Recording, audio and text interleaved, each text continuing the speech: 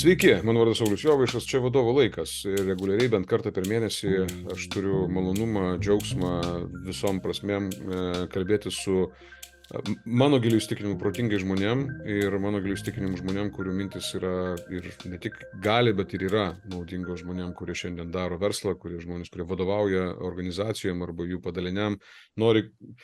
Aš visą laiką galvoju apie tai, kad ir savo klientam sakau, pavyzdžiui, per mokymus sakau, kad iš principo vadovai yra tie žmonės, kurie gerina gyvenimą. Ta prasme, kad mes vadovai darome tai, ko anksčiau nebuvo.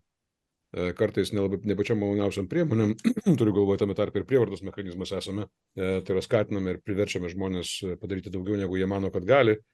Bet to pasiekoje atsiranda kažkas, ko prieš tai nebuvo, kas iš principo gerina visuomenės būvį. Bent jau aš to tikiu. Gerai. Dažniausiai tai būna. Gerai, aš labai noriu, kad tai būtų, okei? Tai matyt, dėl to ir teigiu tai kaip jų esamybė. Šiandien mano mielas svečias yra, atsiprašau, Romualdas Stragienė. Labas. Labas. Romualda, aš taip nemetu savo įpročio visada žmonės kankinti to pačiu klausimu, nes nepaisant to, kad kai kurie iš jų ne pirmą kartą su manim kalbasi viešai, tai yra, kas gali geriau pasakyti apie žmogų, kas jis yra, negu jis pats. Kaip tu save šiandien pristatytum žmonėm? Kas tu esi? Priklauso nuo konteksto, nes aš turiu tiek daug rolių, man labai sunku prisistatyti yra. Pasakyk viską, ką nori pasakyti.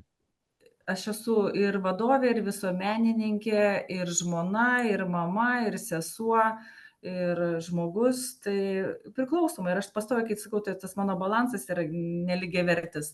Tai šią savaitę aš esu labai vadovė ir labai tokia kalbėtoja. Gal sakau kalbas, važiuoju renginius, atstovauju, reprezentuoju, esu veidas, ambasadorius, esu LinkedIn rašytoja. Šiaip mane įvairiai pažįsta, žinok, susitinku, bet pastebėjau dabar daug labai žmonių mane pažįsta, pavyzdžiui, iš LinkedIn kanalo. Aš jų nepažįstu, o jie man sako, labas, aš tave pažįstu. Tai toks labai gal vienpusis eismas kartais gaunasi, ne? Tokia LinkedIn influencerė dar šalia to esi, ne? Taip, tik tai už tai pinigų negaunu. Čia LinkedIn problema, aš galvoju, kažką reikia čia daryti. Monetizuoti tą auditoriją. Taip, čia kažką reikia daryti, mums reikia susivienyti. Arba reikia į TikTokas, ten lengviau. Būtų juokinga, jeigu mes TikToke darytumėm, bet, pavyzdžiui, gali būti fun, tarkim, daryti visai rimtas kalbas, visai gal nišą, TikToke daryti rimtas kalbas. Ok, ačiū, jeigu darysiu, tai tu būsi bendraautorė, ok? Arba nerimtai apie inovacijas, pavyzdžiui. Arba nerimtai apie inovacijas. Pažiūrėsim, gal mums šiandien taip ir gausis netyčiau. Jo, žmonės. Žiūrėk, Romualda, aš manau, kad žmonės, kurie šią dieną dabar mus žiūri, pavyzdžiui, arba klauso, tai turbūt būtų griekas jiems tavęs nepaguglinti, arba bent jau nenueiti į tavo LinkedIn profilį ir pamatyti tavo tam tikrą karjerą ir tas patirtis, kurios yra labai įdomios lietuviško verslo kontekste. Jūsų šeima valdėte iš principo turbūt numeris 1 kosmetikos brandą lietuvišką, kuris buvo turintis tarptautinį pripažinimą. Pasistatėt fabriką čia šalia Vilniaus, tada, jeigu aš neklystu, visą tą reikalą vienaip ar kitaip ten, reiškia, pardavėt, ar ten kažką, aš nesigilinu į detalės. Ne visai. Jo, ok, bet bent jau, reiškia, tu buvai ten generalinė direktorė, o dabar ne ten generalinė direktorė.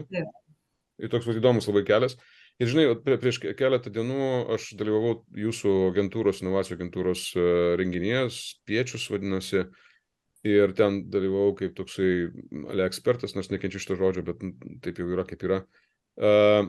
Ir ten vienas kolega, beje, žiauriai geras renginys, ir šiaip jeigu žmonės dabar žiūrite ir matysite, gausite pakvietimą arba išgirsite apie tai, kad verta jame dalyvauti, tai sudalyvaukite, nes manau, kad jie tikrai darys. Ir nes jisai, manau, kad nusisekęs ir jūs ten kas pusę metų, man atrodo, darote, ne? Kažkaip panašiai. Ačiū už reklamą. To tokį didelį, tai kas metus, bet jeigu kas nežino Spiečiaus ir dabar sužinos ir pagooglins, tai tikrai būsiu labai jau patenkinta, kad padidinom žinomumą. Aš mielai, sorry, aišku, kad mes nesusitarim, kiek man už tai sumokėsiu, bet aš manau, kad paskui susitarsim šitą, bet ten realiai yra labai geras ir mums pratimų labai naudingas žmonėm, kurie pradeda verslą, žmonėm, kurie nori verslą keisti, tai tikrai objektyviai. Bet kodėl aš apie tai prašnekau? Ne tik apie tai, todėl, kad geras renginys, bet šalia to mes šnekėjomės prasidedant savo roliai tam renginyje su vienu iš kolegų, sakė, o tu tuo metu kalbėjai ant scenos. Sakė, tu žinai, sako, aš su tokia užuojauta žiūriu į žmonės, kurie iš verslo nuėjo į viešąjį sektorių. Ir aš tas noriu paklausti, ar yra tavęs už ką gailėtis, kad tu ten nuėjai? Nu, ir dėl ko tavęs ten gailėtis, kad tu nuėjai į tą viešąjį sektorių? Ką iš verslo? Ne, jokių būdų negalima manęs gailėtis, nes čia buvo mano sprendimas, atsakingai, rimtai apgalvotas, kaip sakyti, blaivių protų priimtas sprendimas. Aš pati savo susidėliojau pliusus, minusus ir rizikas. Nu, žinai, daugmaž žinojau, kur einu, tikrinausi, kas tai yra, ne, kalbėjau su žmonėm, kurie dirbėt panašiuose pozicijose, ko tikėtis ar ne, kaip sakyti, jie mane įspėjo. Ir Ir tiesiog radai tai, ką įspėjo, aš labai atsiprašau, o radai tai, ką sakė, kas bus, ar taip ir buvo, ar ne? radau daugiau negu kad tikėjausi. Supratau, okei. Bet palauk, grįžkim prie motyvacijos. Kodėl? Vis dėlto kodėl? Tai, nu, matai, aš savo tam prieš tai buvusioj pozicijoje darbe buvau pasiekusi tokį momentą, kai visko buvo labai labai labai daug ir aš supratau, kad nu, paskui tik tais bus tik tai operatyvinė veikla ir man kartojasi ciklai ir kartojasi projektai ir manęs nebedraivina tiek, ar ne? Aš suprantu, ten yra atsakomybė, pareigos jausmas pas mane didelis, bet jau tokio, vat, kad man kažkaip stimuliuotų mano smegenis nuolatos nauji impulsai, tai to jau buvo mažiau. Nu, žinai, po COVID ir fabriko statybos, nu, kur ta stimulacija, ne? Kai lieka tik tais tiesiog Čia operatyvkė. padaryti, kad būtų gerai, jo. Operatyvkė lieka, žinai. Ir aš savo priėmiau sprendimą, kad man save reikia išsimti iš komforto zonos, tai aš sąlyginai komforto, ne, bet iš to tokio, kur aš pažįstu, žinai. Ir išsiėmiau save visiškai ant sofos, pasidėjau, ten mėnesį gyvenau, sakiau, detoksas nuo sprendimų, mano buvo programa. Ir tada pradėjau žvalgytis, kas man būtų įdomu, žinai, ir supratau, kad man eiti į kažkokį kitą verslą man nėra tikslo, ne, nes aš dirbsiu panašų darbą, tik tai kitam akcininkui. Taip. Tai, nu, žinai, savo klausiau, tai kodėl turėčiau tą daryti. Ir tada, vat, pasirodė skelbimas, žinai, apie inovacijas ir galvoju, o čia tai įdomu. Čia yra inovacijos, daug naujų dalykų, nu, man patinka nauji dalykai, tendencijos, kažkas naujo, eksperimentai. Ir čia apie visą Lietuvos verslą. Tai reiškia, kad, nu, dėl ko aš dirbsiu, vardan tos Lietuvos. Ir savo sakiau, vat, kaip sakyt, arba dabar, arba nežinau, kada bus tokia proga. Ir tiesą sakant, kai jau ten priėjau tą finalą, buvo finišo tiesioji, reikėjo priimti jau sprendimą, aš taip kažkaip suabejojau, atėjau pasitart su šeima ir man, žinai, sako šeima, o kada tau dar bus va, toks pasiūlymas, o tu dabar atsisakai ir ką tu galvoji, sako, čia daug, sako, tokių variantų Lietuvoje. Ir, nu, jau, kad mane jau pasirinko ir tą pasitikėjimą parodė, tai jau tada jau ir atėjau. Ir žinau, dėl ko einu. Aš sakau, tas rizikas gerai nesinori čia pasakoti daug, bet esmė tai vis tiek geriau, žinai, nu, to teigiamų dalykų, dėl ko eini. Tai man plotis buvo labai įdomu, veiklų, sakau, vien to, kad čia yra visas Lietuvos verslas, praktiškai daug sektorių, daug dalykų, to va pas save ten įmonėje niekada negalėčiau tiek turėti ir prasmės jausmas labai didelis. Žiūrėk, jo, aš vat kažkaip neplanavau apie tai kalbėti, aš manau, kad tai yra svarbus kampas, nes aš matau daug žmonių, kurie, nu, nežinau, gal ratą burbulas toksai pas mane, bet daug žmonių sako, nu, žinai, prasmė, nu, žinai, vardan tos Lietuvos ir tas, nu, yra žmonių, kuriem tai skamba labai netikra, o aš žinau, kad tai, tie, kurie tai sako, jiems tai yra svarbu. Aš pats dažnai gaunu iš savo klientų pasakymų, ten, žinai, sako, žinai, ką sako, tu ką veiki? Man sako, žinai, ką tu darai? Sako, ką? BVP Lietuvos didini. Nu, ir aš suprantu, kad iš principo tai taip, nu, nes aš dirbu su savo klientais, vadovais, aš tai darau taip, kad jie iš principo sugeneruotų daugiau vertės tai valstybei, kurioje funkcionuoja, ir man tai yra irgi svarbu. Bet vat, ką mes galim pasakyti tiem žmonėm, kurie sako, pabaikit, ką reiškia vardan tos Lietuvos, apie ką jūs kalbat iš viso? Nes tokių žmonių yra, ir versle tokių žmonių yra, visuomenėje tokių žmonių yra. Ir jie sakys, nu, tu sakai, vat, Romaldas sako, prasmės dėl tos Lietuvos. Ką tai tau reiškia? Kaip tu jauties prie to prisidedanti? darydama tai, ką darai?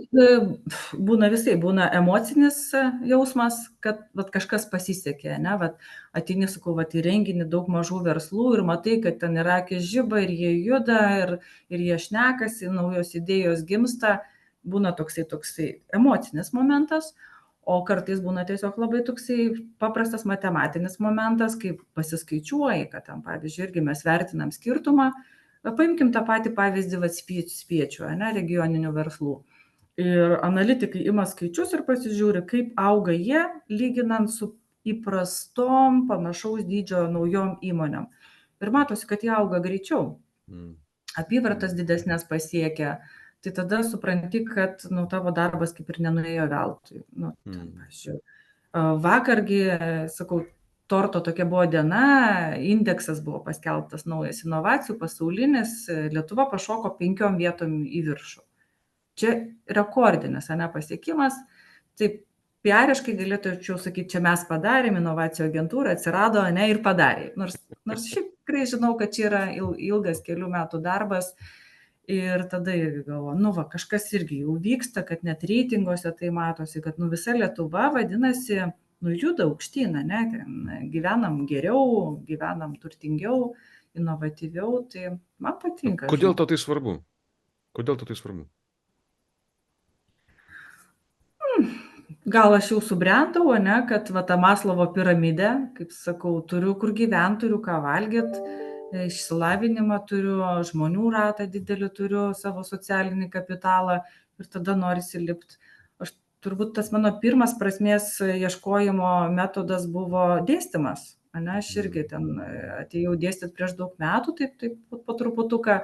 Ir aš jaučiuosi, kad aš prisidedu prie jaunų žmonių ir man kažkada vienas žmogus priėjo, sako, dėstytojas, sako, dėl jūsų aš, pasirinkau marketingo karjerą. Ir aš galvoju, gal aš kažką nukreipiau žmogų, gal ir neteisingai, bet jisai, nutarė, kad jis geriau ne indus plaus, bet sieks šitos karjeros. Nice. Aš manau, kad apie tai reikia šnekėti daugiau ir aš manau, kad kalbėti apie tai, apie prasmingumą to, ką mes darom ir apie tą pačią brandą ir apie sprendimą, nes pasirinkimų mes turim visi. Aš labai nustebau, čia labai daug jaunų žmonių, kurie tą prasmę irgi labai supranta ir jaučia ir jos ieško. Ir mes, mokam mažesnius atlyginimus negu santykinai, ne, ten kokios kitos įmonės, bet jie čia kaifuoja, nes jie mato tame prasme. Okay, cool. Žiūrėk, tada, kad mes suprastumėme vis dėlto, ką daro tai jūsų agentūra? Viską, tai yra visko agentūra, čia taip juokauju. Labai nenoriu tapti visko agentūra, bet labai verslo agentūra. Tai inovacijų pavadinimas šiek tiek gal bando susiaurinti mus, bet iš tikrųjų tai yra verslo skatinimo agentūra, jeigu taip reikėtų trumpai pasakyti. Tai jeigu nori pradėti verslą, tai ateik pasitarsi, kaip tą daryti. Mes turim programas, palydim. Ir tada ir auginam dar įmonės. Ir per mokymus, ir per subsidijas. Ir, čia daug kas sako, čia ateinam ieškoti pinigų. Sakau, ne, mes turim daugiau. Mes galim duoti kompetencijas, kontaktai, pavyzdžiui, labai svarbu, ne. Vėlgi, kaip sakyt, aš vis lyginu, ką gali padaryti įmonė viena. Ir tada tą nereikia daryti agentūroms, institucijoms, valstybė neturi kištis. Bet jeigu jinai kažko negali padaryti, tada turi atsirasti tas mechanizmas, kuris dalyką padaro. Pavyzdžiui, įmonei labai sunku nuvažiuoti į kokią Azijos rinką ir ten įsiprašyti į aukšto lygio susitikimą ir, pavyzdžiui, parduoti B2B ar B2G daiktą. Bet kai jinai atsiranda ten kokioj delegacijų, važiuoja, ten ministrai pasirašo popierius, atrodo ten gal kažkokia nesąmonė, bet iš tikrųjų tai yra mechanizmas, kaip ten pakliūti.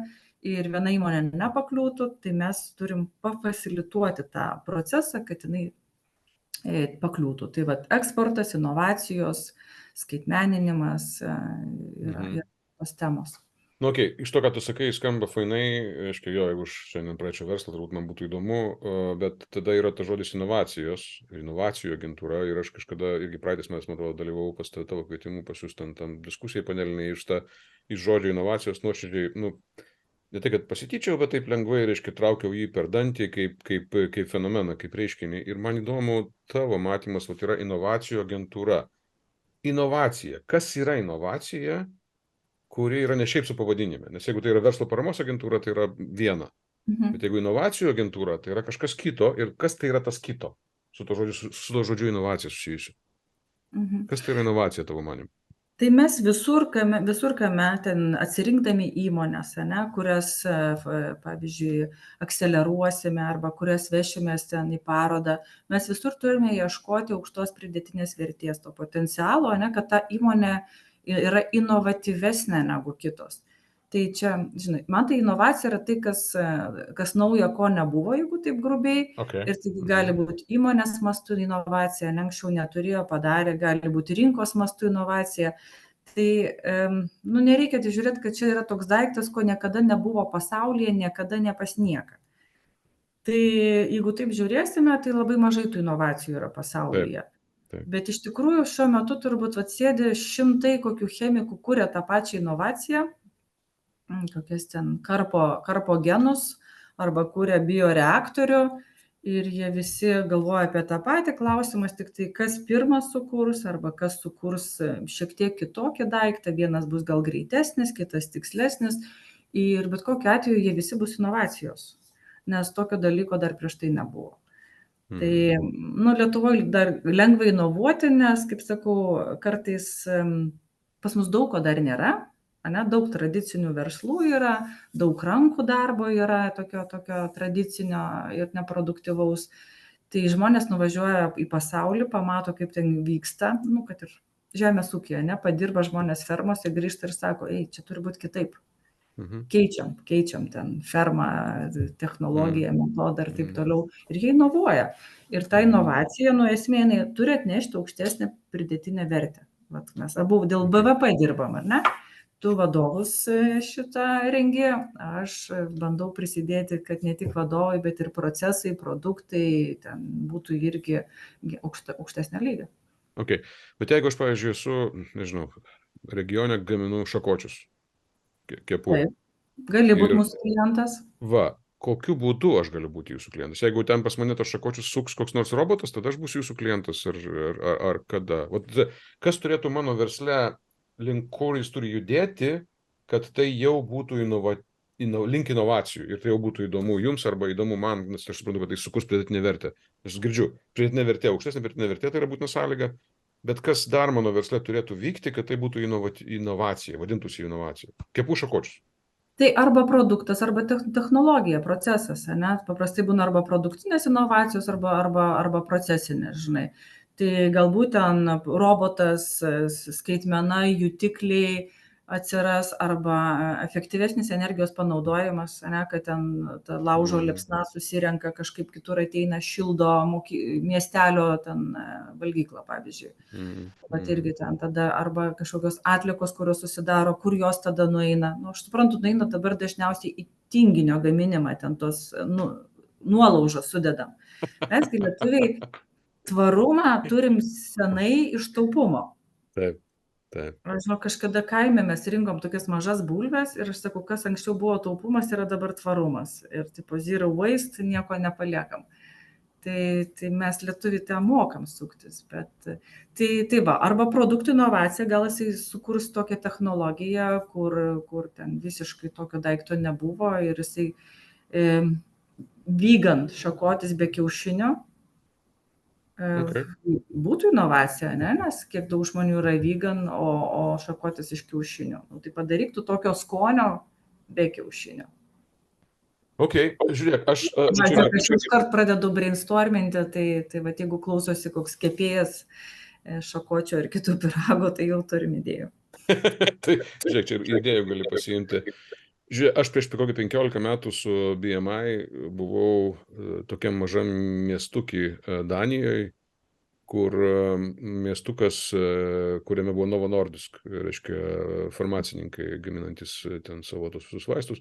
Ir tam miestukį viskas vyksta ratu, tas vadinama, reiškia, kaip jinai vadinasi, žiedinė ekonomika. Žiedinė ta visa reikala, ekonomika, kur ten iš principo vieni gamina tuo, ko gamina atliekom šildo, to, ką šildo ten kažkur pakuria, ten kažką ten, žodžiu, ir viskas ratu realiai. Ir tai prieš 15 metų. Ir, bet skamba labai inovatyviai tada, ypač prieš 15 metų. Bet mano klausimas yra, ar inovavimas, tvarumas išeinantis iš taupumo. Tai kaip ir mūsų. Bet va tas inovavimas, tai yra ieškojimas kitokio būdo, ieškojimas daryti kitaip, o ne taip, kaip daro kaimynas, kuriam paėjo.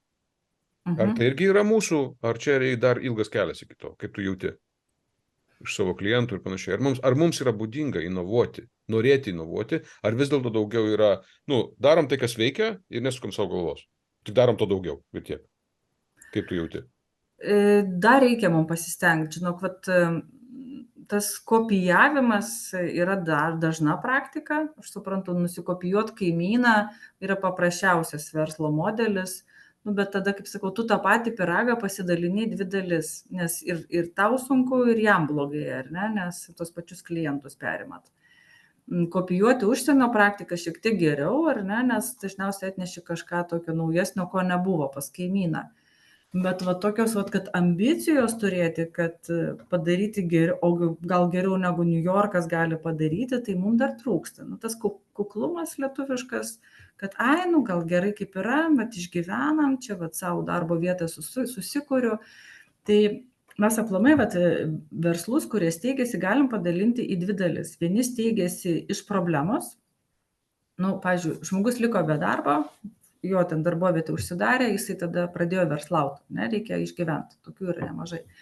Bet yra kita dalis, kurie steigiasi iš idėjos. Jie mato, pavyzdžiui, paklausą kažkokią naują, nepatenkintą ten viską. Ir jis ten meta savo gal darbą arba dirba po darbo, nors turi ką veikti, gal jis ten specialistas, bet jis mato tą idėją, kad aš eisiu darysiu, nes yra jinai dar ir, kaip sakyti, nerealizuota. Tai tokių yra mažiau. Jo, čia tas įdomu, nes iš tiesų tas man asmeniškai, aš taip suprantu inovaciją, man tai yra disruptionas. Tai yra tai, kad tas terminas disruption, kuris atsirado prieš 30 metų Harvardą, pamiršau, bičas su daniška pavardė, sugalvojo tą visą reikalą. Tai yra, iš esmės, tai yra darimas iš to, ką turi, darimas kitaip. Ir ieškojimas, kaip daryti kitaip. Man labai dažnai atrodo, kad Lietuvoje verslai atsiranda maždaug taip, kad, davai darom, o gal paeis. Ir paskui arba paeis, arba nepaeis. Ir tai yra irgi galioja tiem patiem ir tavo išvardinėm, tiem, kurie sprendžia savo asmeninę problemą dėl to, kad užsitikrinti savo pajamas, ir tiem, kurie mato idėją ir taip pat, bet reiškia, tai paeis. Bet aš taip galvoju, kad tas disruptionas ir visa inovatyvumo procesas, jisai reikalauja tam tikro, kūrybinio laiko kūrybai ir indėlio į kūrybą, indėlio į kūrimą iš principo. Tai yra, tas planavimas, strategavimas, žinai, o kas bus, jeigu ne, rizikų valdymas, visai šitą banalybę ir bilekas, kas žmonės nekenčia vadybo iš tų dalykų, bet realiai aš net labai sunkiai įsivaizduoju, kad įmanoma yra padaryti ilgalaikį tvarų verslą prieš tai nepagalvojus, kaip tu disrupsinti arba kaip tu inovuosi. Žinai, galima gyventi be inovacijų. Tu sukali ten techniškai teisingą verslą, jeigu kažką supranti ir tu dirbi, bet supranti, kad tada tu dirbi tam tikram lygiai, ne? Ten nebus tau nei proveržio, nei vienaragio iš tavęs nebus. Vienaragiai visi iš inovacijų atsiranda. Ir čia aš suprantu, čia yra daug dalykų verslo modelėje, ne? Tai vis dėlto ir esmė turbūt yra žmonės, nes ne robotai inovuoja, o žmogus. Tai klausimas, ar yra žmogus, kuris yra inovacijų centras, židinys įmonėje versle. Labai dažnai tai gali būti savininkas, labai dažnai, kuris ateina ir jis yra crazy ir sako, dabar bus taip, nieks jo netiki, jau yra vizionieriai, jie yra inovatoriai.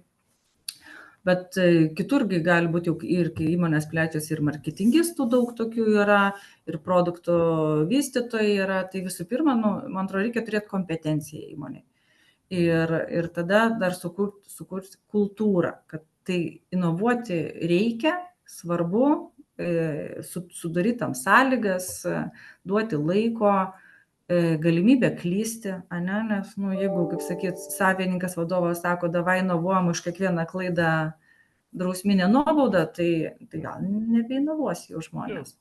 Tai čia yra visas toks, sakau, verslo modelis. Jeigu tu į tą eini, žiūri, ko tau reikia, kad ten inovuotum. Ir, sakau, tie tokie gimę inovatoriai, tai jie net negalvodami, jiem natūraliai tas gaunasi, man atrodo. Tikiu, jo, bet čia irgi tada atsiranda Bet čia komandos yra klausimas ir problema. įgūdis. Jo, Tai irgi yra jo. įgūdis, kaip sako, susiję su kūrybiškumu labai stipriai. Kūrybiškumas yra ir ugdomas, ir žudomas. Tai, nu, vat, ką nori auginti, kokį raumenį, tą ir treniruoja. Ne? Absoliučiai. Dar vienas klausimas į tą pačią truputėlį temą ir paskui eisim biškį labiau prie inovacijos ir tokių sunkesnių dalykų, bet prieš keletą metų aš turėjau tokį kursą atvirų mokymų, kurie buvo skirti verslų savininkams, tam, kad, nu, grubiai kalbant, tam, kad jiem gautųsi pasitraukti iš verslo, reiškia, ir palikti kaip verslą veikiantį, deleguoti vadybą ir panašiai. Ir kai aš klausdavau tada susirinkusių žmonių, ten bendroje su manimi, nežinau, keli šimtai žmonių, klausiau, koks yra lūkestis, ko jūs tikitės iš šitų mūsų, reiškia, sutikimo, tai apie 80% atsakymų buvo, kuris galima būtų apibendrinti tokia metafora, kaip noriu turėti žvakių fabrikėlį. Nu, žinai, žvakių visą gyvenimą reikės ir man svarbu, kad nieko nereikėtų daryti, bet kad kapsėtų. Nedaug ten, žinai, ten, kuklus ten tie du, žinai, gerai, 15%, reiškia, kapsėtų ir bus labai gerai. Nu ir va toks va troškimas, kad kapsėtų. Ką žmonės dirbantys su inovacijom pasakytų žmonėm, kurie nori, kad tiesiog kapsėtų? Ko pristojot? Aš noriu, kad kapsėtų. Tai gerai, nes reikia ir tokių, jie yra iš tikrųjų investuotojai, kapitalistai, ar ne, jie ir turi investuotojo mąstymą. Ir teisingas mąstymas, jeigu jisai ten nori 15% grąžos, jisai ir knisis ant efektyvumo, grąžos, produktyvumo, va, tokių dalykų. O kitas žmogus, tada inovacininkas, galvos, kaip sukurti tą aukštesnę pridėtinę vertę. Ne? Jeigu už nugaros dar yra kapitalistas, kuris sako, kur mano dividendai kiekvienais metais. Tai jie gali viens kitą labai gerai papildyti. Okay. Jo, jeigu toksai atsiras inovatorius, kuris turės pakankamai, kaip čia, inovatyvumo charakteryje tam, kad išgyventų tą spaudimą. Mes irgi dirbam su startuoliais. Tai visi startuoliai yra inovatyvūs. Okay. Jie ateina, jie ten, produktas išgelbėsim pasaulį, tokio dar nebuvo, čia visa kita. Ir kai jie kūrė, pas juos vis tiek atsiranda investuotojai, ne? Nes jie turi iš kažko tai gyventi ir valgyti. Ir investuotojai nėra tokie inovatyvūs. Jeigu jie būtų inovatyvūs, jie patys būtų sugalvoję tą idėją. Bet jie ieško idėjų, į ką įdėti pinigus ir prižiūri, kad ten būtų drausmė, ten terminai, ten KPIs, visa kita. Ir tada gali gauti sėkmė. Bet ten 1 iš 10 išgyvena, 9 bankrutuoja. Tai toks verslo modelis. Tai va ten yra visiškas inovacijų, sakau, sandboxas, ne, kur ten kūrė, miršta, daro drąsiai, ateina, pradeda, žino, kad feilinsi. Pavyzdžiui, sakau, man dar gyvenime liko startupą įkurti ir tada jau būčiau čia pabandžiusi visas karjeras, bet aš dar turiu laiko. Aš nebejoju, kad tu tą ir padarysi. Man kažkaip net nenustepčiau, jeigu staiga nuskambėtų LinkedIn tas dalykas. Žiūrėk, gerai inovuoti, kai viskas gerai. Nu, žinai, ta prasme, gal dvejopai pasakysiu. Vienas dalykas, inovuoti gerai, kad viską pradedi, kaip startupė, tarkim, tu ateini su idėja ir tu sakai, va, viskas aš inovuosiu. Ir tada tu supranti riziką, supranti, kad gali ir feilinti, ir tavo investuotojas iš principo supranta, kad jis gali feilinti, ir dėl to jis investuoja ne į vieną startupą, jis diversifikuoja savo kapitalą ir panašiai. Bet kiekviena, mes, pavyzdžiui, turim dabar vadovo laiko tokį sezoną, šį rudeninį, kada mes kalbam apie krizes. Reiškia, kiekvienoje tam seminare, mokymuose, kiekvieną savaitę lektoriai kalba apie neišvengiamas krizes, kurios įvyksta bet kokioje organizacijoje, kuri egzistuoja. Nes tose nėra organizacijos, kuri nepatirtų vidinių krizių. Ir mes ten skiriam, tarkim, resursų krizę, kuri irgi patiriama yra priklausoma geopolitikos, dar ten kitų dalykų. Tada, reiškia, yra valdymo krizė, pavyzdžiui, kada ten įmonė susijungia ir nežino, ką daryti, arba ten ta pati, reiškia, vadovo lyderystės krizė, asmeninė krizė, žinai, kada vadovas nebežino, ką daryti. Ir ta pati reputacijos krizė, tarkim, čia tokios 4 esminės turbūt paminėjom, bet kiekviena įmonė atsiduria toj krizėje. Ir kai atsiduria įmonė krizėje, tai ją valdantis žmonės, kaip taisyklė, instinktyviai, įsijungia tas tunelinis mąstymas. Jie pradeda tai matyti, kaip arkliukas ir tiek žinių, ir priešais mato arba pavojų, arba kažkokią galimybę. Bet man yra įdomiausias ir svarbiausias klausimas. Aš esu matęs įmonių, kurios sugebėjo tada, kada buvo, atsiprašau, šikna, o aš galiu sau leisti pasakyti, jie staiga inovavo. Jiem atrišo blogumas organizacijos, atrišo rankas daryti kitaip. Va. O aš noriu tavęs paklausti šitoje vietoje, gal mes turim idėją, kaip, vat, jeigu tu jauti, kad tau šikna, arba tau artėja blogas laikas, arba kažką ir tu galvoji, reikia dar įmest pinigų, dar čia mes biški pavarysim, dar biški dar įmesiu, dar čia užstatysiu namą, dar čia, reiškia, uošvienės sklypą užstatysiu, tada įmesiu, tada bus viskas gerai.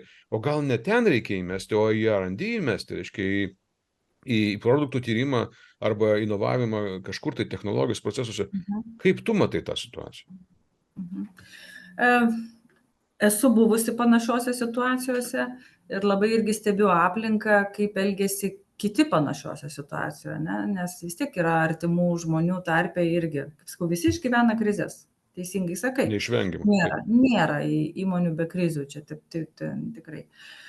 Tai aš manau, kad geriausias metodas yra laiku save išimti, kaip tas Münchhausenas save, ne iš duobės ištraukia už plaukų, išimti save iš to konteksto, nes ten, kai verdi, tai iš tikrųjų yra, tokia išgyvenimo ta stadija ir daug būna neteisingų sprendimų tiesiog, kad, kažkur užkišti skylę, viskas dega.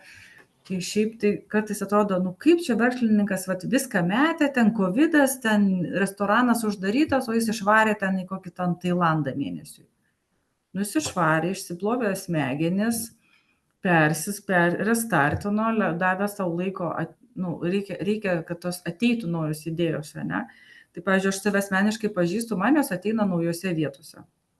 Aš turiu save fiziškai išimti, kažkur tai į muziejų įdėti, į traukinį, į kelionę ir man tada ten čik, sukasi idėjos, LinkedIn postai rašosi ir taip toliau. Tai reikia turbūt galvoti, kaip kiekvienam asmeniškai, kuris geriausia ten, kūrybiškiausias, žinai, gal yra žmonių, kurie streso sąlygom būna labai kūrybiški, ne, jam vadega, kaip tu sakai, ten ta dalis kūno. Ir jisai ten, ten viską ten padarys, nes jisai ten nekūrėjas. Tai čia, žinai, lengva labai kalbėti apie kiekvieną taip teoriškai. Aš suprantu, kai yra krizė, tai dažnai ne inovacijos rūpi. Tu galvoji, kaip algas sumokėti ir mokesčiai, ne, inkasinė jau stovi tau už durų. Bet ar tada laikas galvoti apie inovacijas? Gal tikrai ne laikas tada galvoti? Žinai, būna net momentų, kad lengviausia yra uždaryti tas duris, palikti viską, kaip sakyti, atsisakyti ir pradėti nuo nulio. Bet čia kiekvieno savo kelias ir kaip man vyras sako, reikia turėti 5 fabrikus, nes 2 bankrutuos. Tai... Make sense, bet jeigu turi vieną ir ne fabriko fabrikėlį, tai kaip... Nežinai kuris, ne? Nežinai kuris. Nežinai kuris. Bet čia turbūt yra žinai, nieks nepradėtų verslo, turbūt jeigu galvotų, kad vieną dieną jis bankrutuos.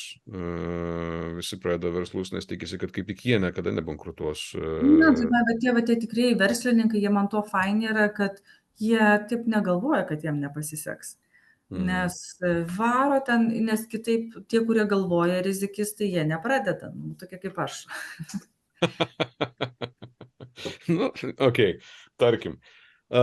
Bet aš jau galvoju, žinai, kažkaip prasme metodiškai, aš galvoju ir turiu tų pavyzdžių, kada būtent, kaip sakai, ištraukimas savęs iš situacijos, gal net dienai, gal net 2, nebūtinai savaitę ar mėnesiui, bet arba turėjimas net kažkokios reguliaraus tokio ištraukimo savęs iš to sudėtingos situacijos yra ta vieta, kur tu gali sugalvoti, kaip elgtis, nes, kaip ten sako amerikonai, žinai, sako, jeigu įkrenti į duobę, tai pats svarbiausias dalykas nustot kast.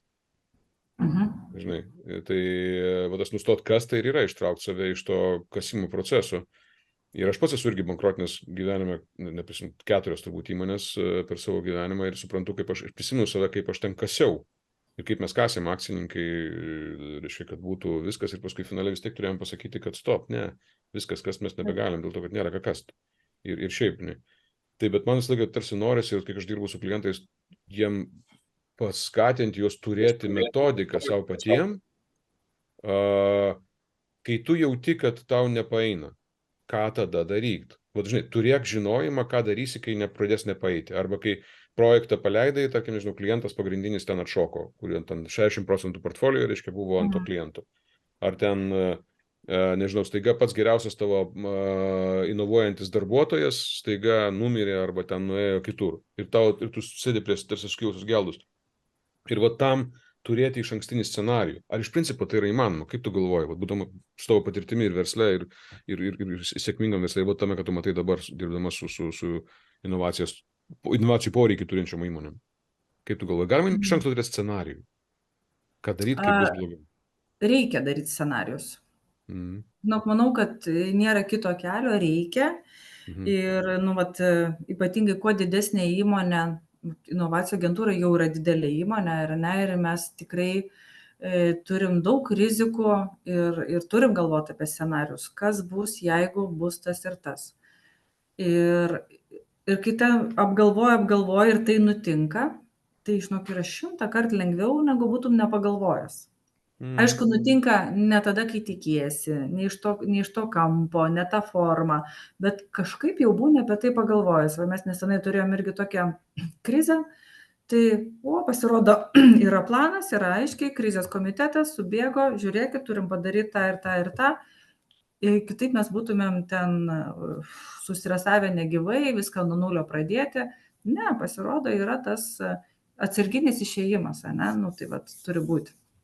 Jo, man atrodo, čia labai gera idėja, kad idėja ir labai geras patarimas galėtų būti žmonėm, kurie netgi turint savo mažą šeimos verslą, jeigu kažkas darosi biškį ne taip, kaip tu nori, egzistuoja tokia organizacijoje padalinys, kuris sukūrimas yra tam tikram atveju, tai yra krizių kambarys arba krizių komitetas, ir tavo šeima gali būti tavo krizių komitetas. Jeigu tu pavadinsi, šiandien mes turime krizių komiteto susirinkimą.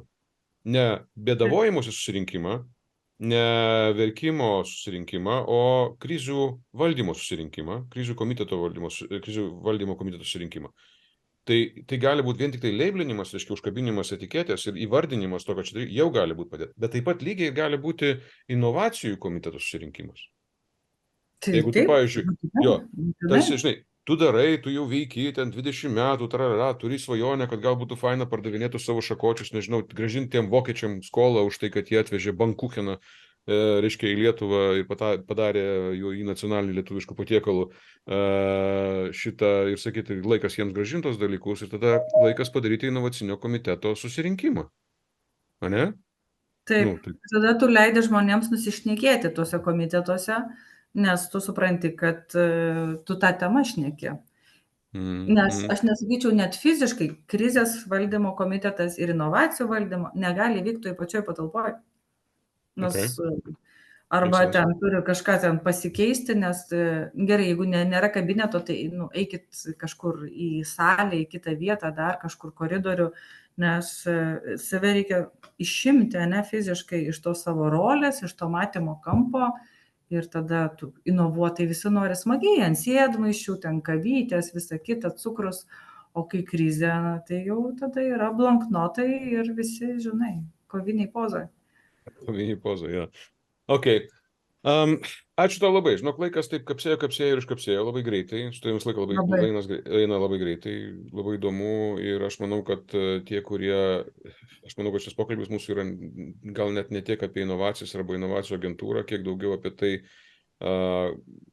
šiandien tu darai verslą. Ne tu, bet klausytojau, žiūrėtojau, tu darai verslą, tu darai kažką organizuoji. Nebūtinai ten turi planą iš to, nežinau, uždirbti milijonus, juk nori iš to smagiai turėti gerą laiką ir iš to gyventi. Niekada nėra per anksti ir niekada nėra per vėlai inovuoti. Jeigu yra visai blogai, pats laikas galvoti apie inovacijas. Lygiai taip pat kaip kitam kambaryje, kaip Romualdas sakė, galvoti apie krizės suvaldymą. Lygiai taip pat, jeigu tu šiandien turi kažką, nežinau, mokyklą, teatrą vaikam, ar ten gydymo įstaigas steigi, ar sveikatos priežiūros, ar kažką, belė ką aš neku, bet irgi yra laikas pažiūrėti, o gal mums reikia kitą antradienį pasiskirsti inovacijų komiteto suvažiavimą ir leis žmonėms nusišnekėti. Iš tų kodėl ne? Apie ateitį. Davai nusišnekam apie ateitį. Žinai, nusišnekam apie ateitį. Ir iš to atsiras inovacijos. Ir po to galbūt visai prasminga būtų ateiti su tą mintimi ir pas jūs, aš taip suprantu, ne? Gali ateiti pas mus, tai patarsim. Neišvarysit labai? Ne, yra vienas langelis, kontaktai, labai, žinok, paimsim, palydėsim, kur reikia. Aš labai linkiu sėkmės tau, labai linkiu sėkmės tavo agentūrai ir aš nuoširdžiai tikiu, kad valstybinės institucijos arba viešasis sektorius ne tik tai tam, kad trukdytų verslui daryti verslą, bet momentais ir tam, kad padėtų jį daryti. Ir man norisi, kad tokių organizacijų būtų kuo daugiau. Ir kaip kažkada sakė mano vienas geras bičiulis iš viešojo sektoriaus, sako, tu žinai, kiek yra organizacijų Lietuvoje, kurios kontroliuoja verslo veikimą. Jis man pasakė skaičių tuomet. Aš nežinau, kiek yra dabar, bet čia buvo prieš 3-4 metus, tai buvo 48, man atrodo, organizacijos, kurios kontroliuoja. Tai yra kontroliuoja ne tam, kad padėtų. Bet aš noriu pasakyti, kad egzistuoja ir viena kita, kuri egzistuoja tam, kad padėtų, o ne tam, kad kontroliuotų ir dusintų. Romualdas Ragienė, inovacijų agentūros vadovė, jei turite minčių šitoje vietoje, kaip suprantu, galite drąsiai kreiptis į agentūrą. Asmeniškai, Romualda, gal ne, bet į jos postus galite reaguoti LinkedIn'e, tame tarpe ir su komentarais apie inovacijas. Tai ačiū tau labai už laiką, ačiū Jums už laiką. Čia buvo vadovo laikas, kaip čia gausi laikas su laiku ant laiko. Mano vardas Saulius Jovaišas, visą informaciją susijusią su vadovo laiku galite rasti tinklapyje www.vadovavimas.lt. Ir šiaip tiesiog pagūglinkit vadovo laikas, ten yra visai smagių intervų, kuriais aš visai džiaugiuosi. Tai pasimatysime po mėnesio, tai kiekvieną mėnesį, apie 2 mėnesių savaitę mes išeinam, tai taip pat bus ir su šituo video ir audio, kurį galite rasti beje Spotify, Apple podcastuose ir, šiaip LinkedIn, aišku, daugiausiai visų šitų reikalų. Tai ačiū, sėkmės, iki pasimatymo.